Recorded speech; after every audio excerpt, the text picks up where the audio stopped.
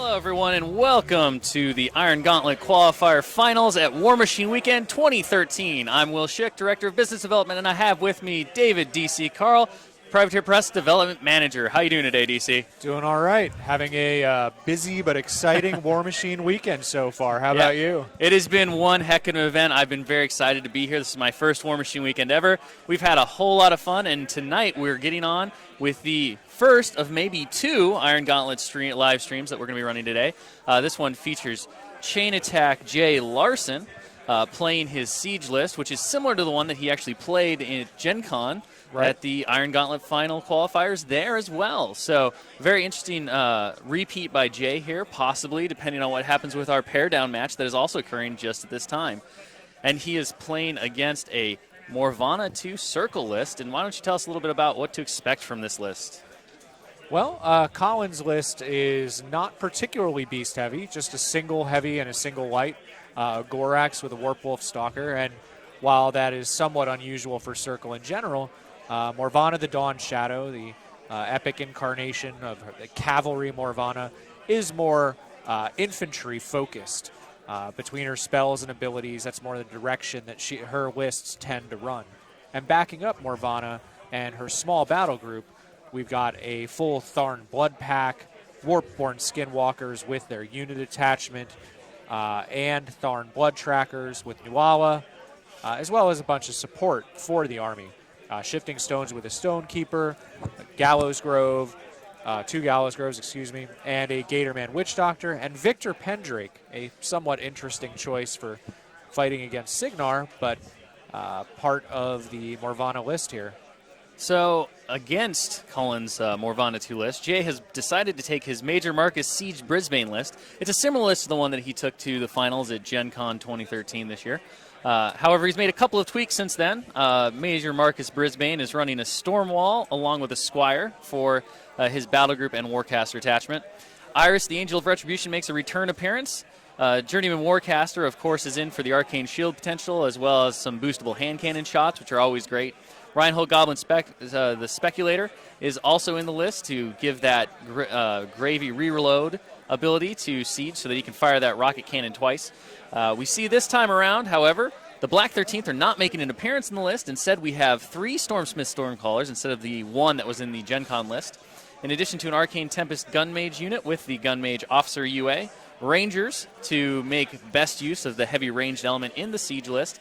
And then finally, Grangor, Boom, Howler, and company are making their return. However, this time led up by Captain Jonas Murdoch, the 2 points for that ranking officer to give them all of the tasty benefits of being Signar models, as well as some nifty once per game abilities in terms of Jonas's Trencher training, taken to make up for the last 2 points that the Black 13th's removal allowed Jay.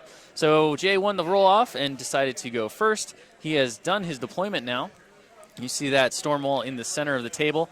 The table, you'll notice, is the same table that was used last year for the WARMACHINE Weekend Invitational Finals. So a gorgeous table and terrain setup for our players to be playing on today. And the scenario they'll be playing today is Into the Breach. Is that correct, DC? Yep. In Into the Breach, you've got a large circular zone, 12 inches in diameter. And that's similar to some of the other scenarios that are in the Steamroller packet. But in this one, it's not in the center. It's off to the side. So if you want to take control of that zone, you've really got to commit to it more so than with some of the other scenarios like that, where it's central, you're going to be there anyway. Here you've got to go off to that side and fight for that circle. If you do, it's 1 control point for every turn that you're able to control it, 2 control points if you're able to dominate it, i.e. control it with your Warcaster or Warlock. But there is an additional element. You can't just go over to that side of the table and ignore the rest, because there's a flag that we can see here on the screen, the lower portion of your screen there, that's kind of opposite the zone. And the flag is also worth 1 control point if you're able to dominate that. So it gives players this choice that they need to make between trying to dominate the zone or the flag, or just prevent their opponent from doing so. That's correct. So we have a very interesting challenge here ahead of our players in terms of trying to mitigate both those zones and keep their opponents from scoring while they try to score themselves.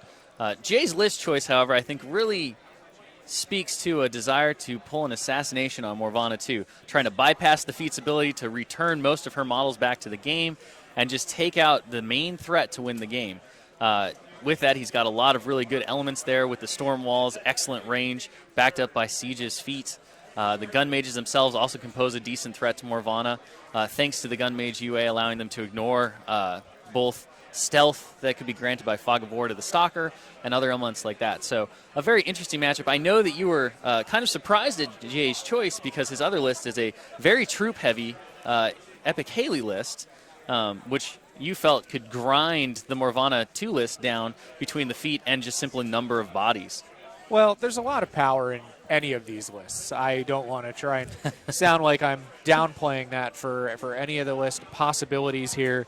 But Circle does have so much mobility that Haley's feat is particularly adept at really putting a crimp in the style that they want to play.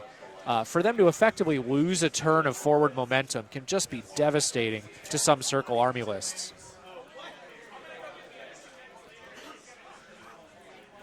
It's also worth noting that some of this terrain is possibly not exactly what it might look like from above, and also worth noting that this table is a bit wider than you're used to seeing. The table itself is 6x4? It is a 6x4 table.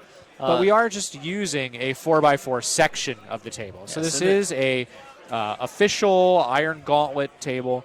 Also, the swan-themed raised dais there is a elevated area, so that is treated as a hill. And then we'd also have a small forest. There's an obstruction, large building over to the side of the screen. You can't see it all right now. Right now we're seeing Jay making his first moves of the game by running Gregor Boomhowler and co. right up into contention of that zone, utilizing Boomhowler's 4+ tough ability, Call of Defiance. So aggressive moves, similar to what we saw him utilize at Gen Con as well. However, he's got that benefit of Jonas being able to give them the +4 defense against ranged attacks when he so chooses, thanks to Jonas's once per game ability. And I was wondering if he might even use that right away in order to stave off a few of those blood tracker javelins. I believe that he did, as he just marked down a go to ground. So I think they both have the Call of Defiance and go to ground at this point. So that is one tough unit. No pun intended. We have the Rangers advancing up onto that raised dais, which counts as a hill towards the flag, putting themselves in contention against those blood trackers. The blood trackers, of course, are going to give the Rangers a little bit of difficulties because of their stealth abilities. We see Iris also on the hill, having moved forward, it looks like, a little earlier in the turn while we were discussing the terrain elements and the setup for both of the players. The blood trackers have chosen the storm wall as their prey target, so that's going to definitely play into Jay's game plan in terms of where to place that key asset in his army list. We see Siege running towards the control zone, having all five focus left on him, having given only one to the storm wall, which I assume we will be seeing running as well for this first turn. Reinhold taking heroic position behind that obstruction, trying to block off any shots that could come his way while staying close to Siege for use of his ability. Squire runs as well. First Stormcaller runs. Jay putting up a pretty strong flank on that side, hoping probably to utilize the Rangers as well as Iris to slow down any kind of contestation of that flag on the dais. Well, and playing into what we talked about earlier of the potential for 2 control points a turn for dominating that zone versus just 1 on the flag. We see the Journeyman advance forward and cast Arcane Shield on the Stormwall. And Stormwall then runs forward using that 1 focus point it received earlier in this turn during Siege's allocation. Now, a lot of you watching may be thinking, seeing that Arcane Shield, about Morvana 2's ability to get rid of that spell. She does have Purification. It's going to be a powerful tool, and I'm sure it's going to play into the game quite a bit. But having the Journeyman Warcaster casting Arcane Shield, meaning it's not costing Siege anything, to keep putting that out there for Morvana to have to tear back down again. It's going to cost her 3 Fury each time, which, while not completely debilitating, will slow down a little bit of what she could be doing instead.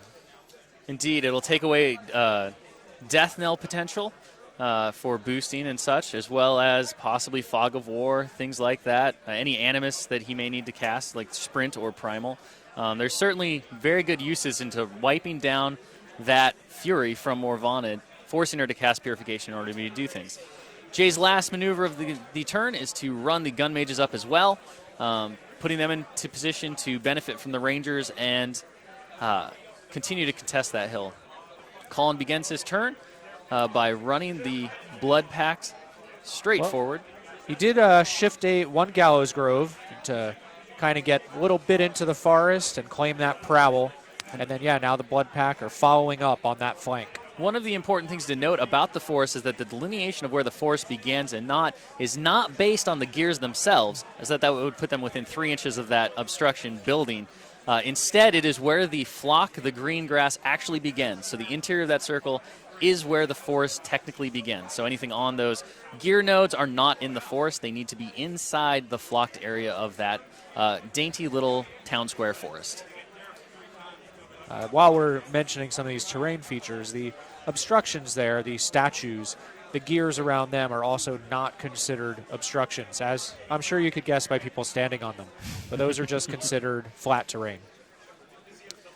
See Colin taking some careful consideration about where to exactly advance the Blood Pact and move for maximization of his next turn. He's moved almost all the unit. It looks like he has one left behind that Warpwolf Stalker on his right. We have Colin asking if the trees from the forest can be removed now to make line of sight and visualizing his next moves easier. So William Hungerford, our fearless judge as ever, puts his hands in there and pulls out those trees.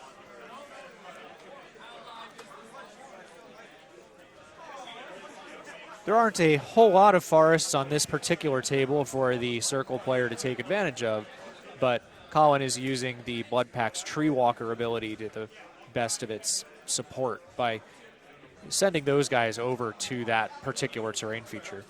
The Tharn Blood Trackers are now joining the Tharn Blood Pack, heading over to that left flank and preparing to really fight for that zone, trying to keep Jay from scoring those control points.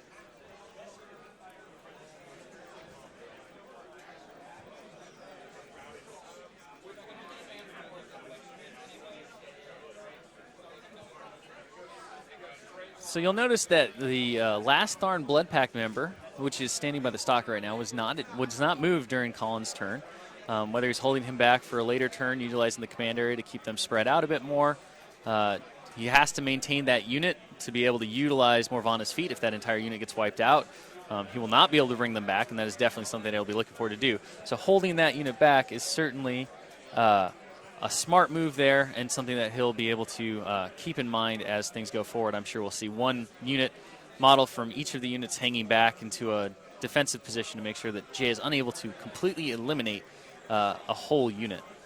Well, that's definitely reminiscent of how we see players maneuver when using Mikita's feet, for example, making it so that models can be returned to a unit. That keyword return does mean there has to be something there to return them to. It's not like Asphyxious 2's feet, for example, where even a wiped out unit, a trooper can be put back on the table for that feat effect. The Tharn Blood Trackers finish their move. I'm a little surprised to see how close together they actually wound up next to those Tharn Blood Pact as well as themselves, given Siege's ability to kind of dole out a few AoEs. We see the Shifting Stones phasing now, teleporting their 8 inches into a new location. And the UA takes on Stone Form this turn to give himself additional armor against shooting.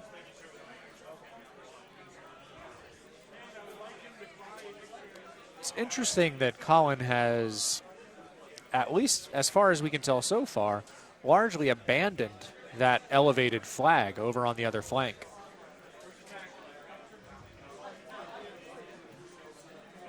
We have the Skinwalkers now being called to activation by Colin, who are running, also maneuvering over to where that zone is. So definitely, at this point, Colin has given up on that flag for the moment. He will be able to potentially contest it for a turn with that Gallows Grove. But with the flag needing to be dominated, perhaps he's just looking across the table and seeing maybe we don't need to worry about the flag. If Jay is has his caster positioned to go strictly for the zone and not the flag, then maybe I can do the same.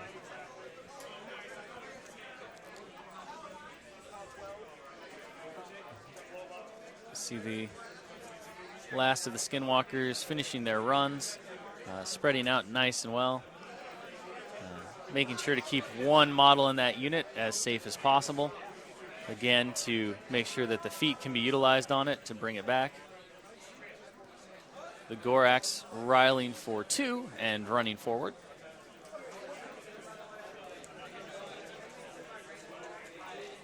If Colin hoped to bait Jay into trying to pull off a ground pounder attack from Siege, he did an excellent job of it, because that looks extremely juicy. It looks pretty tempting to me.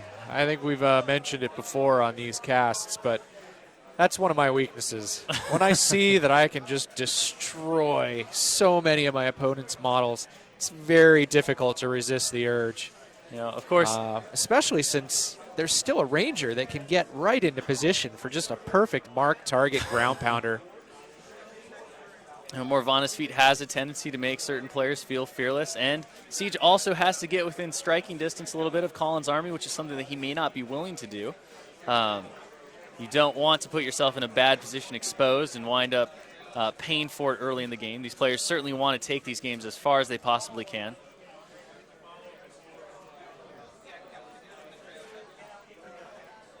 So we have Colin making sure as he moves Morvana to make sure that Morvana stays outside of the feet range after measuring her control range from advancing forward. He then retreats a bit with the rest of her movement to keep her safe from Siege's feet and an early assassination. Or possibly with her light cavalry movement. That is possible. However, he did declare that it was with her regular movement. Maybe I should turn this mic up just a little bit. The Stalker is the last model, it looks like, for Colin to activate. He riles for 1 and runs. Morvana has cast Fog of War as well as Carnivore on the Skinwalkers. It's also worth noting that this scenario does not have kill box, so no need to worry about how far back Morvana is positioned. In this particular scenario, that is not an issue. Jay begins his turn by burning the first accumulator cell on his Squire to give Siege an additional focus point this turn, and declares no allocation, so I think we are going to see a ground pounder given the fact that he got that extra focus. We have the Journeyman Warcaster who upkept Arcane Shield. Did not upkeep Arcane Shield. However, the Journeyman has placed Arcane Shield now on Boom Howlers and co. To give them some additional arm. I expect that we'll see those Boom Howlers being tasked with the unenviable job of playing speed bump to Colin's army. Getting right in the way of the Savage Tharn. Jay terminating his next activation, measuring Siege's feet, which has an additional 2 inches thanks to the proximity of his Squire. That faithful little bipedal mechanical robot. We have Reinhold activating next, moving base to base with Siege and giving him a reload, so Siege will be able to shoot twice. Siege casts Explosivo on himself by activating. And declares a target.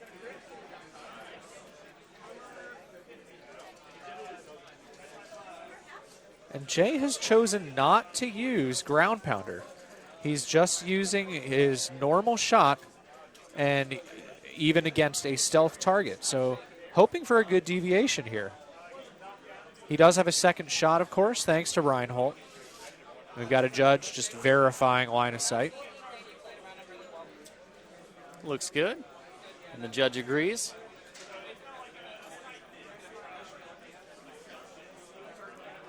So we have a deviation direction of 5 for 5 inches.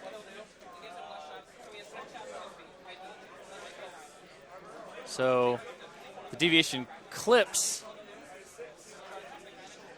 And one blood tracker. Eliminates one blood tracker. It is important to note that the blood trackers do have tough thanks to the Gatorman Witch Doctor, who we failed to talk about activating last turn, but he did zombify the Tharn blood trackers to give them tough and fearless. So a good deviation roll there, catching 2 Tharn as well as a couple of blood trackers. First blood tracker, Tufts.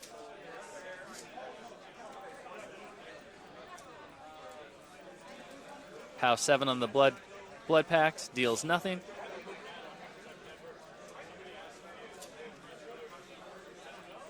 Siege casts Explosivo.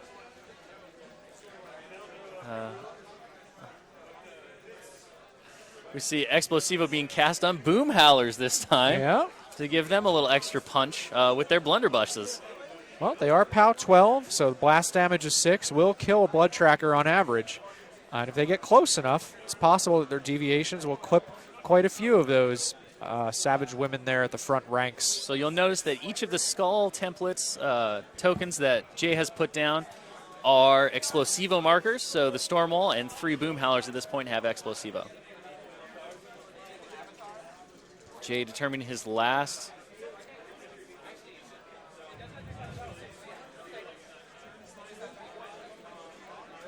So Jay about to move Siege, but remembers at the last moment that he has already fired with Siege, so Siege stays where he is with 1 focus at this point, unless he decides to cast 1 more Explosivo, which he could do. And there it is. A whole lot of Explosivo coming out of the pipes this turn from Siege. So Siege sitting now on 0 focus. I think it is only fitting, Will, that the table here made by Explosivo, a.k.a. It's Chris true. Johnson, has so many Explosivo tokens on it. More than I think I've ever seen in one turn. There is an impressive amount of Explosivo out there. Siege trying to rival Kato in terms of boom potential. So we have Jay asking if the Blood Pact are stealth. They are not. However, they do get +2 defense from Fog of War. The Storm Wall is aiming and now shooting the Explosivo shot at the Blood Tracker up And front. this is with the big gun. Goes direction 1 for 3 inches, which is good enough to hit the exact same models that Siege hit with his good deviation roll on his second shot. Oh, and the Blood Tracker goes down, failing her tough roll after being knocked down. We see an aim shot at a Skinwalker.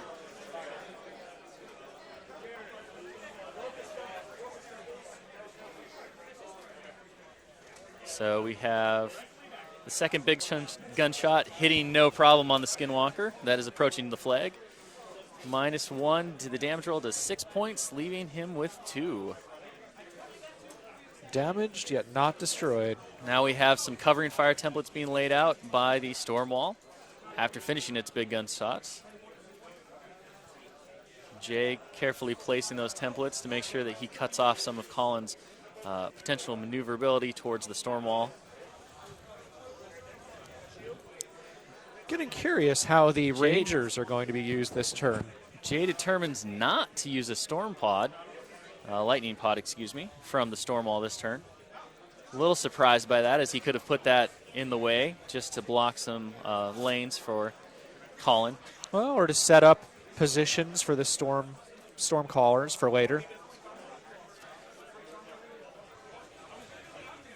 We have Boom Howlers assaulting now with their Explosivo rounds. And that is thanks to Jonas Murdoch. Jonas Murdoch is, one of my favorite of the ranking officers, not just because he's a trencher and I have a soft spot for trenchers, but also just the utility that he gives to so many mercenary units that excel or multitask in both ranged and melee. And we're seeing a lot of that on the table in general. You've got the Tharn Blood Pack, the Blood Trackers, Boom Howler.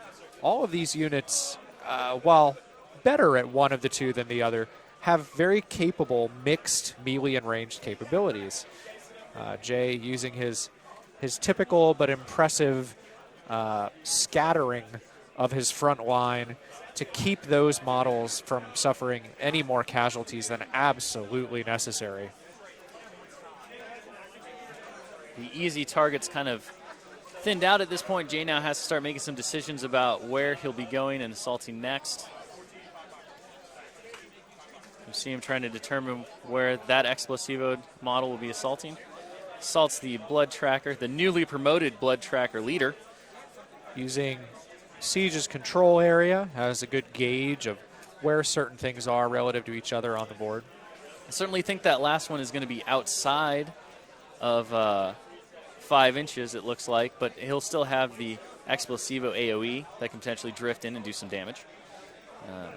Jay also calls of defiances at this point, though he does not seem extremely convinced of Boomhowler's survivability for the next turn.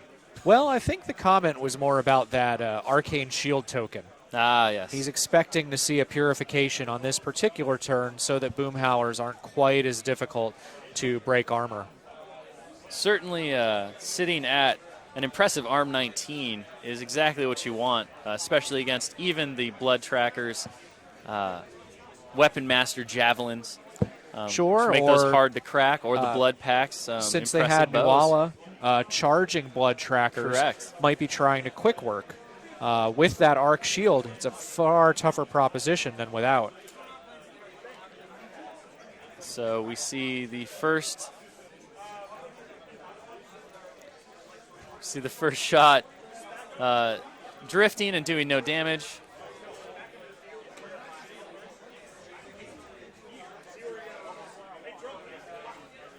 So we see them figuring out the deviation.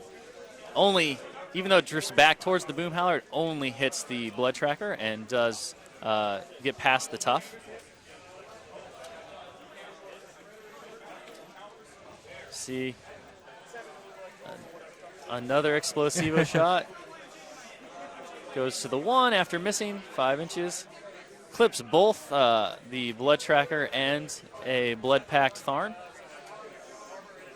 So 6 to kill on the Tharn. Blood tracker eliminates it. -7 on the damage roll here. Deals no damage to that very lucky Tharn blood-packed, who's taken a lot of Explosivo damage. Well, and Colin has not had a great many tough rolls on those Tharn blood trackers. He did make one earlier, but I think that might be it out of all of these shots. We see the last Boomhowler Explosivo miss, and the shot drift right back to hit both him and the blood tracker. However, the shot eliminated the blood tracker and did nothing to the arc-shielded Boomhowler. Yep, as POW 6 against ARM 19 is oft to do.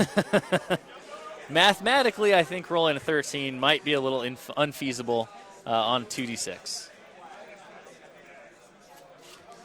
All right, so we have Here come Jay the Rangers. Now. This is actually Iris, Angel of Retribution that he's activating by running her right into Colin's backfield. This is an excellent play here because those models that thought they were safe in the back now have to worry about Iris coming in and eliminating them. Yeah, and I do not see much of anything still standing that can threaten Iris. I mean, maybe he could reach her with a run, but nobody in particular is going to be able to get over there and deal with her. Especially given his unit's positioning. At best, we might see Morvana try to deal with Iris using Death Knell, but or Sunder Spirit, but that is Fury that she's not. That's going to be very precious given that he's going to want to Purification next turn. Well, we have a Stormsmith Stormcaller who just brought some lightning down on a tree. Scorched it a little bit for 1 point, but that's about it. Arcane Tempest Gun Mages are now activating. They're advancing in front of that storm wall a little bit. Working to set up shots on their targets. So be curious to see the Rangers do actually have a possibility of eliminating that Gallows Grove. And if they do, I think Iris is basically safe. Yep. Yeah, with POW 11 rifles, those Rangers could definitely get the job done. Given that trees are not difficult to hit. No, indeed they're not. Not when they're not in the woods, anyway. That's correct. They do have prowl, but they do not have innate stealth. Hard to pick out a single tree from the forest. Exactly. Well, unless you're calling lightning on it. That's then correct. It's okay. Yeah. All right, so we have the first shot from the gun mage, firing with a sniped roll. Needs a 7 to hit. Ignoring concealment. Hits and eliminates a blood tracker. Well, so also ignoring stealth, very important. Correct. Thanks to that ever useful gun mage officer. I certainly was wishing I could ignore some blood tracker stealth earlier today. That's right. You were brave enough to play in Who's the Boss today with your Convergence army. I did indeed. It was quite a blast. Very interesting to see what different casters do for an army. It's a unique format. It's not for everyone, but I definitely had some fun. We see the gun mages eliminating another blood tracker and now taking shots at the tree. Tree would have been stealth thanks to Fog of War, however, does not matter because the gun mages can see right through that. Deals some decent damage to the tree, leaving it with 3 points left. And it's a very close call, but it does look like the last gun mage take a shot at the tree is within range. He hits and deals 1 more point. Jay really looking for a way to eliminate that Gallows Grove. Takes another shot.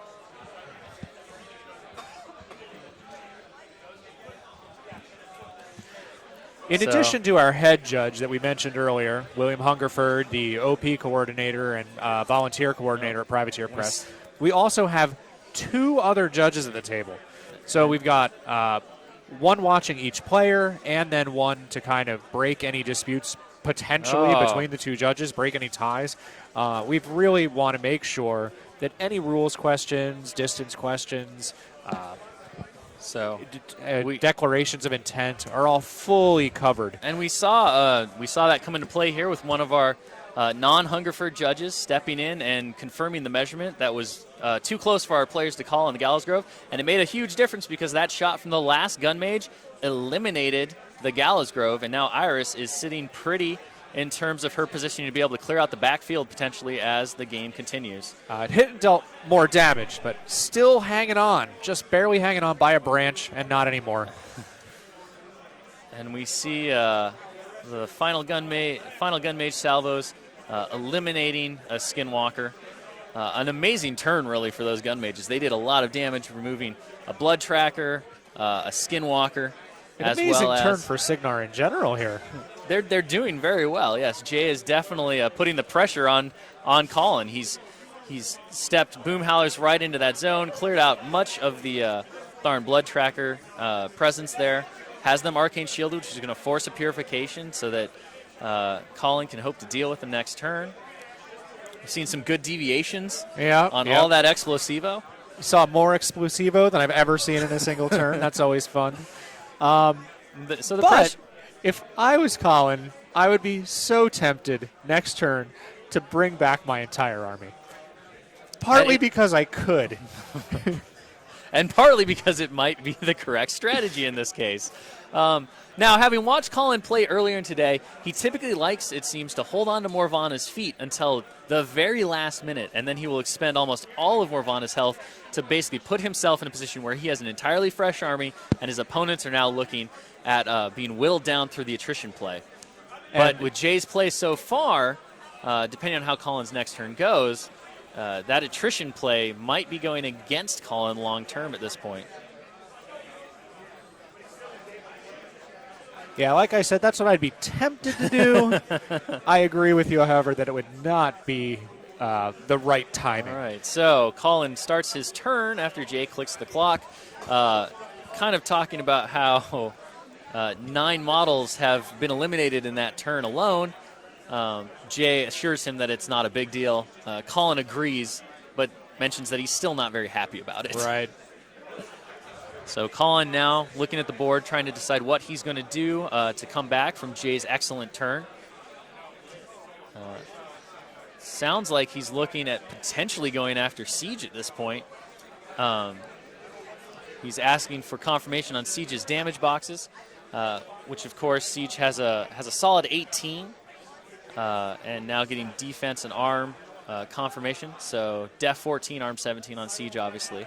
Now the layers of protection on Boomhauer and company are something that we mentioned a little bit, but we've got not only Call of Defiance for tough on a 4 or higher, but also Arcane Shield, and also Go to Ground. So yes, Morvana can purify away the Arcane Shield. That Gallows Grove might be able to get in the right position and take away at least some of the tough rolls. And Go to Ground can be mitigated if we use melee attacks instead of ranged attacks. But all of those different pieces make that such a serious tar pit, especially for a different army that might not have the tools to start unwrapping that onion. An onion indeed it is, as I'm sure Boomhauer and companies are not known to bathe very often. However, luckily for Colin, Go to Ground was used in the initial turn during the run-up to try to protect them a little bit from the Blood Pact. I believe we're just looking at Call to Defiance and Arcane Shield. That said, I think holding Go to Ground might have been the better move there, given the ranged abilities on the Blood Pact and that kind of thing.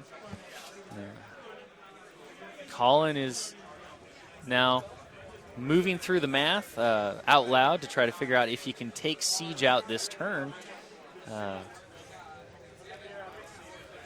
And then thinking about what happens if he does not make that successful run.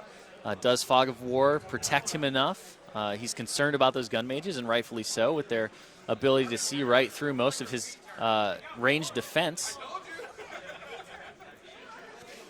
Well, if he does go for it and is unable to take down Siege, which looks pretty tough from the current board position, then those Warpborn Skinwalkers are going to be a very important second line next turn. So we have Colin now doing some math on eliminating the Boom Howlers, factoring in Scales of Fate into his roles and his plans for that stuff as well. Our players having a little bit of a laugh about the logic right now as Colin realizes a few of his plans are doomed to fail, no matter how many rerolls he was granted.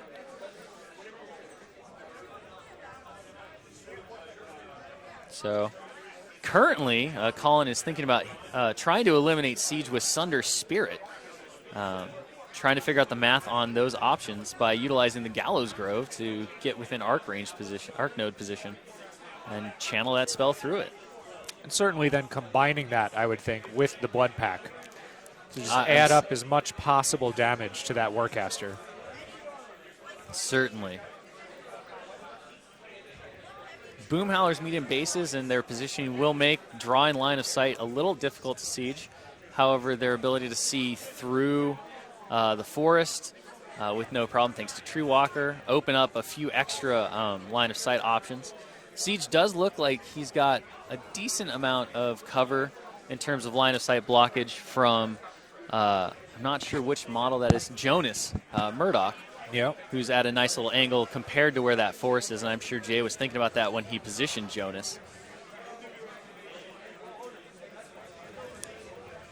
Colin now wondering if the maneuver is more about trying to put Siege on the back foot by taking down more of his damage boxes but not killing him, forcing him to play more conservatively throughout the game.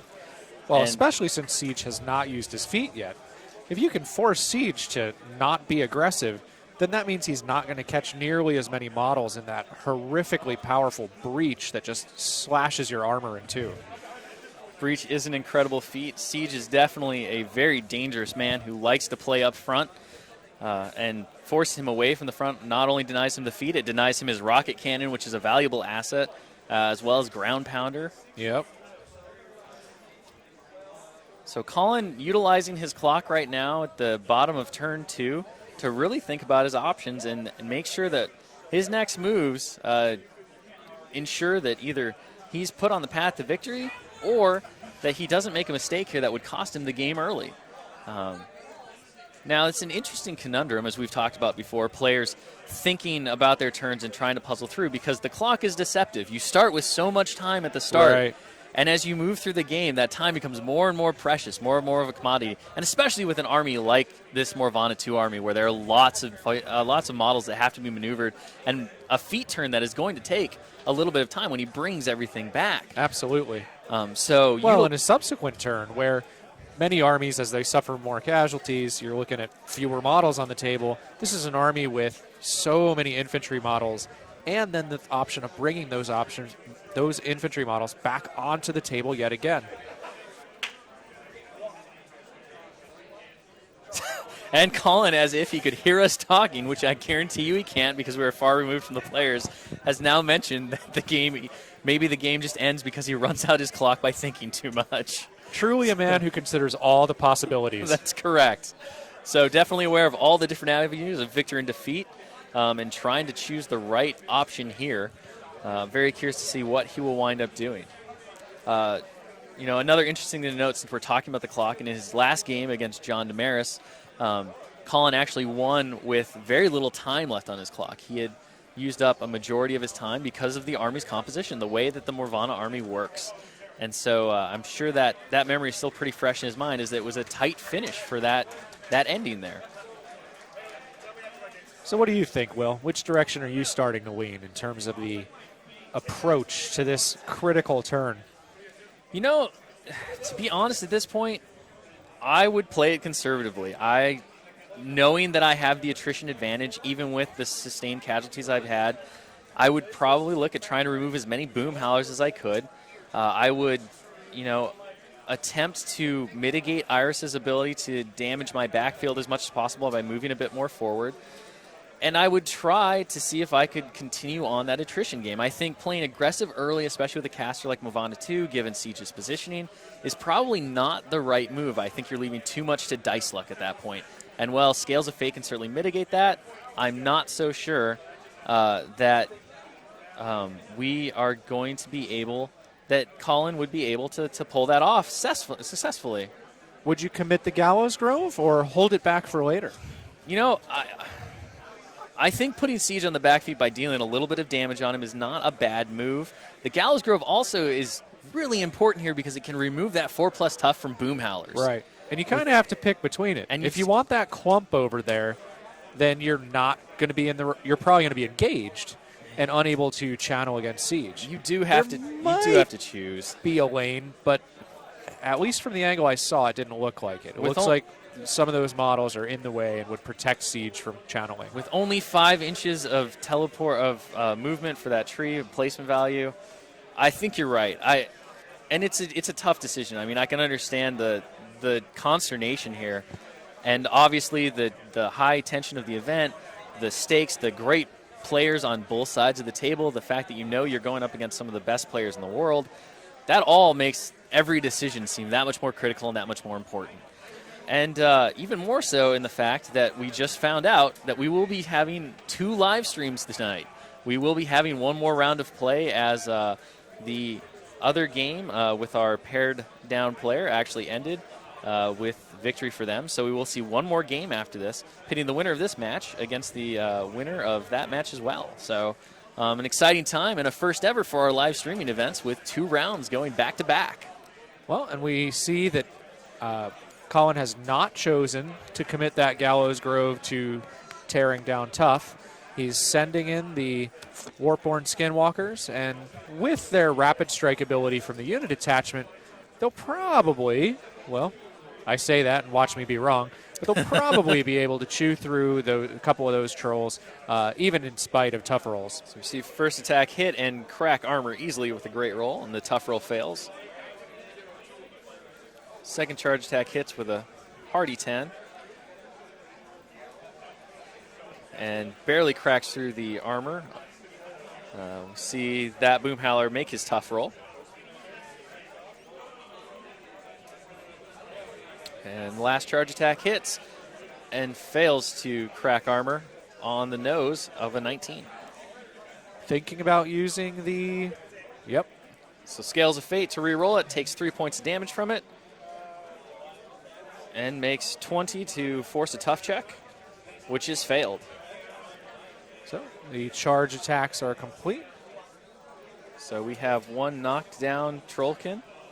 I haven't seen a rapid strike call yet here. And unless apparently was one of them out of range and the other one used the rapid strike? It's possible. However, he rolled charge damage in all 3 of the attacks against the different targets. So possibly just forgot due to the pressure of the situation, or decided that having that knockdown boom howler was good enough. Speaking about the pressure of the situation, is it me or does Jay look more composed this time around than we saw him at Gen Con? At Gen Con, I felt like he looked pretty calm there too. He always seems to be a pretty a calm and conservative guy. I do think right now he's feeling pretty good about his position and not too concerned about Colin's current plans to put Siege on the back foot. However, we may see that change here soon enough. Depending on how the dice go for Colin and if the idea works. Jay's been through this before. He's already taken 1 Iron Gauntlet Qualifiers. He's in good contention to wind up at the finals at Lock and Load 2014 and have a shot at the World Championship for Warmachine and Hordes. I'm very interested to see what will happen when we crown our first ever Warmachine Grand Champion? Is that the right word? Yes, Warmachine Grand World Champion, I believe. World Champion. That's it. Oh, we see a little bit of model bumping going on there. As Murdoch those gun mages makes his tough low roll armor to not be knocked down.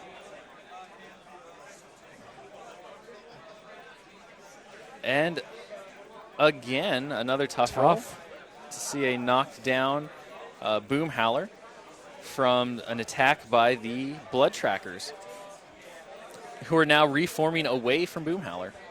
The dwindling Blood Trackers. So Colin now has pretty clear line of sight to Siege, having knocked down both Jonas and 2 boom howlers. Not successfully killing them, but clearing line of sight. Yeah, I'm sure he's wishing that a few of them, more than what actually missed their tough rolls, had missed that critical roll there. Thus far, by my count, I think Jay only lost 1 boom howler, or 2 boom howlers to that hole. Yep. Which is really solid. One of them, I think he did have to kill twice. So that's 5 tough and only 2 dead.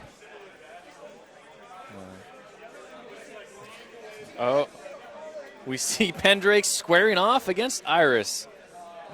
Throwing his lucky bow, or shooting his lucky bow, and missing twice. Not very lucky Not today. lucky at all.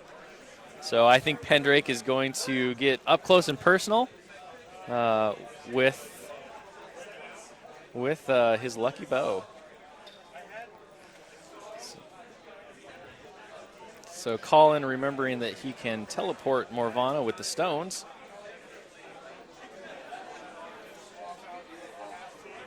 So we have Morvana getting teleported forward by the shifting stones. The stone keeper moving forward. And then hurling a magic rock. Doesn't quite connect. And determines not to use Scales of Fate.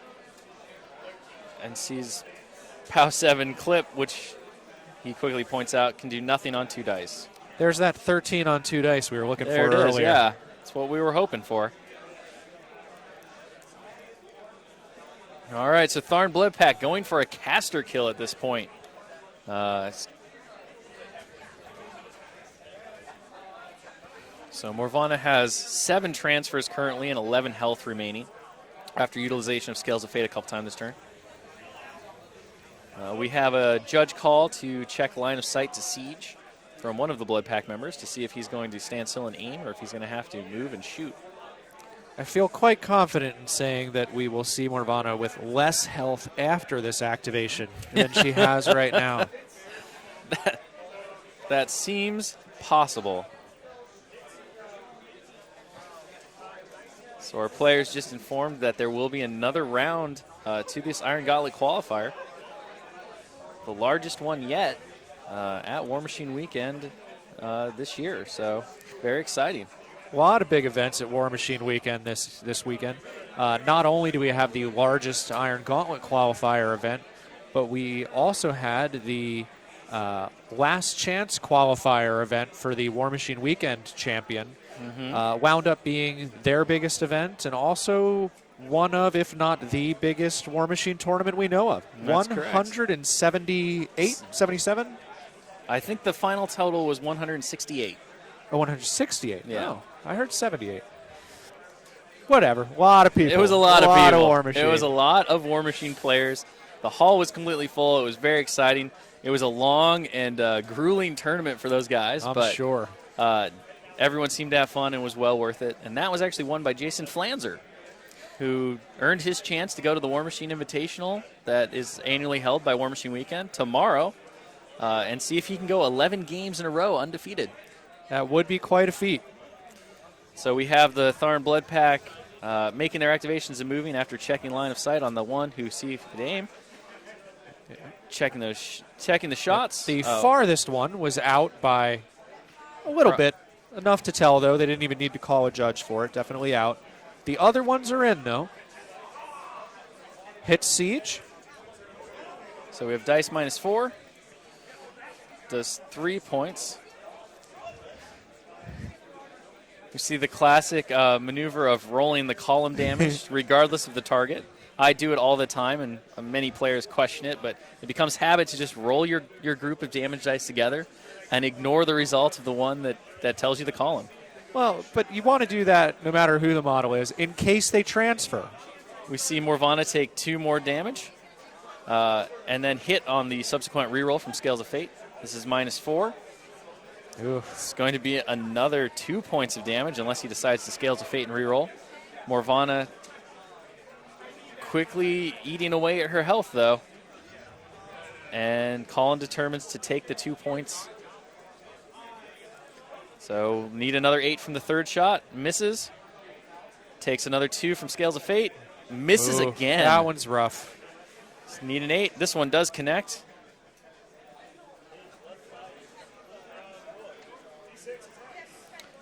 -4 the damage roll. Jay says that it is not cocked. Oh, or it is cocked, excuse me. It's interesting. I usually love to roll average. If I could roll average all the time, I'd be a very happy man. Especially if my opponents did too. But sure. Those average damage rolls, a 6, a 7, an 8, they're just not what he's looking for, especially when he's sacrificing his own Warlock's health to make them happen. All right. So now we're going to see Morvana activate after the Gallows Grove advanced up, and we're going to see her sling some spells at him in the form of Sunder Spirits. First Sunder Spirit hits, she boosts the damage. POW 12, so -5. It's a fairly good roll. Another average roll. A fairly good roll in my opinion, but not entirely what he's looking for. 6-3-1. Takes another 3 points to re-roll the damage and rolls the exact same again. Wow. So we see the last Sunder hit. And Boost damage roll. At this point, what he wants is average. Needs a 9 to kill him.